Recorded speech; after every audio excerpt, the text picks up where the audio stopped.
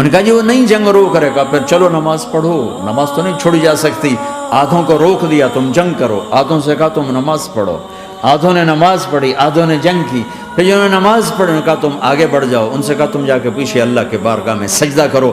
1400 سال کی تاریخ میں ایسے نمازی میری نظروں سے نہیں گزرے, اور ایسی نماز نہیں پڑھی گئی نبی کے زمانے کے بعد.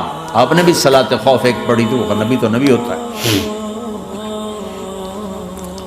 اور کیا ان کا حال تھا, خون و خون, اپنے خون سے وضو کیے یا کربلا کی مٹی سے تیمم کیے.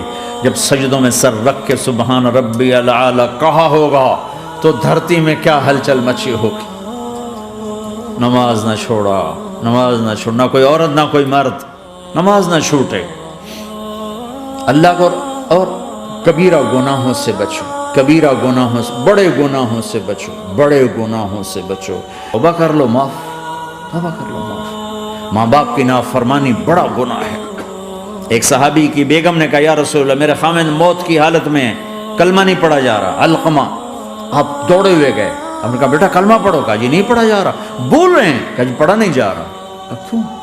پھر آپ نے ایک دم کہا کوئی ماں باپ میں زندہ؟ کہا جی ماں.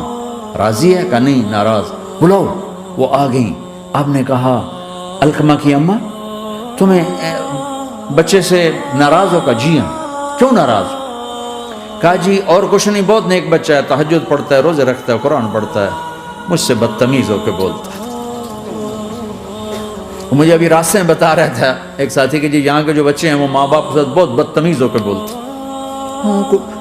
پہلا قصور ماں باپ کا. انہوں نے کب ٹائم دیا تھا؟ انہوں کو ٹائم دیا تھا بچوں پر محنت کے لیے. کہا یا رسول اللہ اور کچھ نہیں ہے, بدتمیز ہو کے بولتا ہے. تو آپ نے کہا معاف کر دے. کہا میرا دل ٹوٹا ہوا ہے. آپ نے کہا اچھا اگر میں اسے آگ لگاؤں پھر سفارش کرو گی, معاف کرو گی؟ کہا پھر تو کروں گی, اتنا تو میں نہیں سہ سکتی.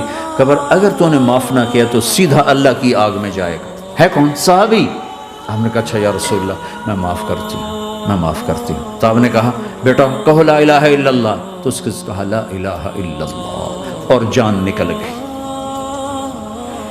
پھر آپ نے اس کا جنازہ پڑھا اور اس کے دفن میں شریک ہوئے, قبر تک گئے. پھر آپ نے دفن کے بعد اعلان کیا جس نے ماں باپ کو دکھ دیا اس پہ اللہ کی لعنت, فرشتوں کی لعنت, زمین آسمان کی لعنت. نہ نماز قبول ہے, نہ روزہ قبول ہے, نہ صدقہ قبول ہے. جھوٹ سے بچو, جھوٹ سے بچو, جھوٹ سے بچو, جھوٹ سے بچو. میرے نبی نے فرمایا میرا امتی ہر گناہ کر سکتا ہے, ایک جھوٹ نہیں بول سکتا, ایک دھوکہ نہیں دے سکتا. دھوکہ نہ دو. خاص طور پر یہاں کے لوگوں کو دھوکہ دینا تو بہت بڑی گراوٹ ہے. یہاں کی حکومت نے تمہارے ساتھ کیا کچھ نہیں کیا, تم انہی کو دھوکہ دو.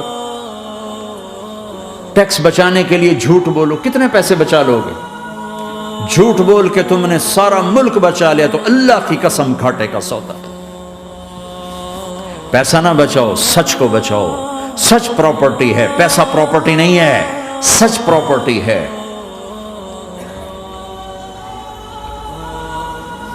ہمارے ملکوں میں تو لوگ ٹیکس نہیں دیتے کہ حکومتیں کچھ لگاتی ہیں کچھ کھا جاتی ہیں. یہاں تو سارا تم پہ لگاتے ہیں. کیوں جھوٹ بولتے ہو؟